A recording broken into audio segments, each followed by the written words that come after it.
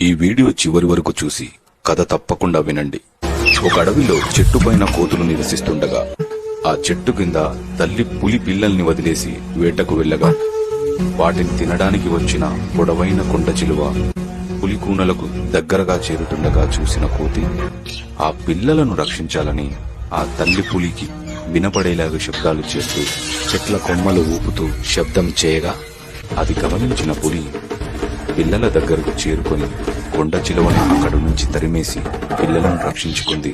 ఇవన్నీ చేస్తున్న తల్లి కోతిని చూసి పిల్ల కోతి, అమ్మా, అవి క్రూర జంతువులు కదా, మనల్ని చంపి తినేస్తాయి కదా, ఆ పిల్లలు కూడా పెరిగి పెద్ద పులులే అవుతాయి కదా, వాటిని ఎందుకు రక్షించావు అని అంటుంది.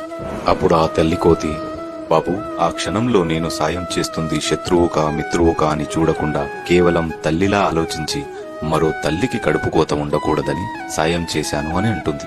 సరిగ్గా ఇలాగే మనుషుల్లో కూడా మోసం చేసేటప్పుడు ఎదుటివారికి కూడా నాలాగే కుటుంబం ఉందని ఆలోచించిన అమ్మాయిని అత్యాచారం చేసేటప్పుడు తను కూడా నాలాగే ఒక తల్లి బిడ్డని గుర్తొచ్చిన ప్రాణం తీసేటప్పుడు తన కుటుంబానికి కడుపు కోత మిగులుస్తానని గమనించిన ఎన్నో ఘోరాలు ఆగుతాయి. మంచి రచనలు చేయడం నా కర్తవ్యం, ఫాలో చేయడం మీ ఇష్టం.